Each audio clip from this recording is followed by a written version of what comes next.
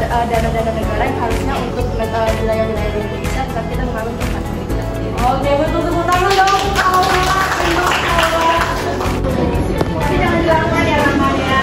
Oke, yang ketiga ada implementasi dalam dunia negara kepada pegawai negeri atau penyelenggara negara yang berkaitan dengan jabatan atau bertentangan dengan tugasnya. Nah, gratifikasi ini contohnya kalau dalam lingkungan kampus ya, dia contohnya kayak diberikan hadiah kepada dosen.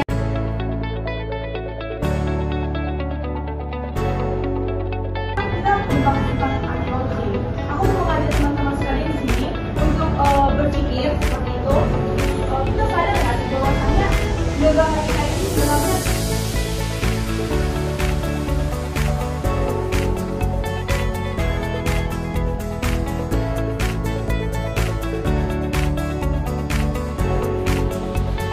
dengan belajar untuk menjadi orang yang anti korupsi, membentuk pengetahuan dan pemahaman mengenai bentuk dari korupsi, juga menjadi korupsi dan membentuk keterampilan bersama dalam membuat melawan korupsi.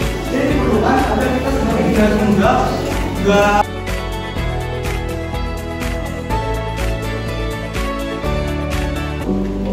Tadi kan di situ tertulis bahwasanya orang yang korupsi itu dikenakan pasal seperti pasal 2 ayat 1 dan pasal 3. Nah, kira-kira yang misalkan kita menyuap nih, kita ada yang menyuap gitu, terus yang menerima suapan itu terkena nggak Pak?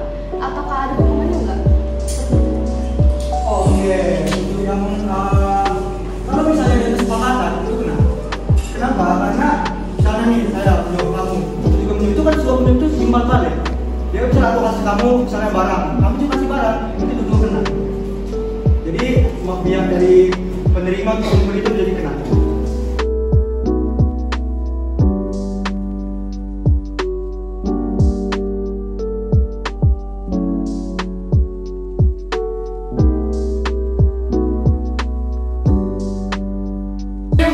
hak asasi manusia.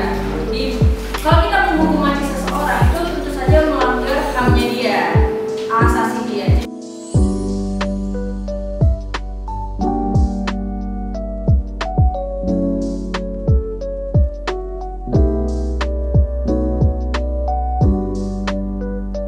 Mengoyakkan, memperbalikkan fakta, menyogok otak yang rusak, dan juga disuap. Maka dalam secara harafiah, korupsi itu dikatakan sebagai suatu keburukan. Keburukan dari apa? Dari tidak akan mau hukum, tidak akan mau menyimpang dari hukum. Jadi dilakukan sekolah.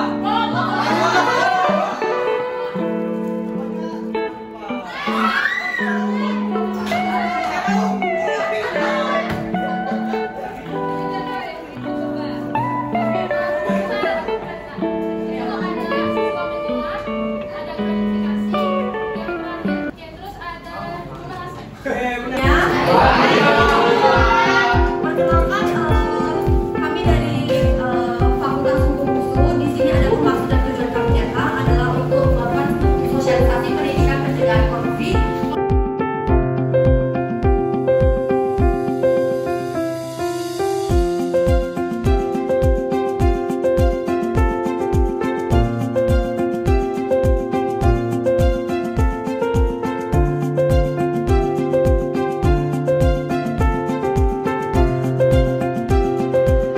Jadi dari situ ada penelitian yang mengatakan bahwa memang tingkat kejujuran sekarang tinggi.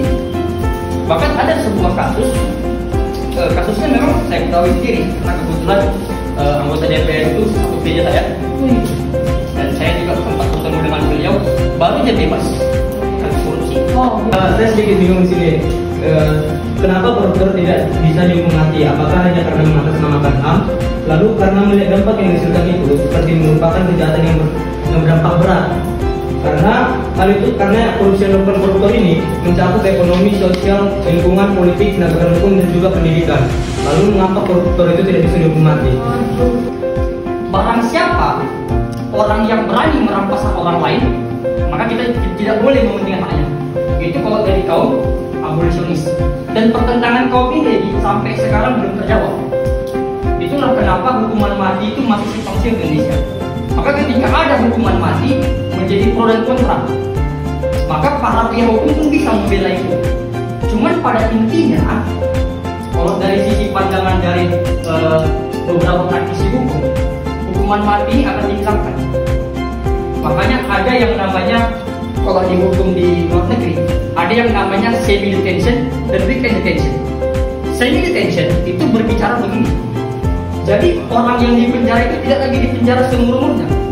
Dia di penjara Senin sampai dia di penjara dari jam dia pulang kerja. Misal dia masuk pagi, dia masuk jam 7 pagi sampai jam 6 sore.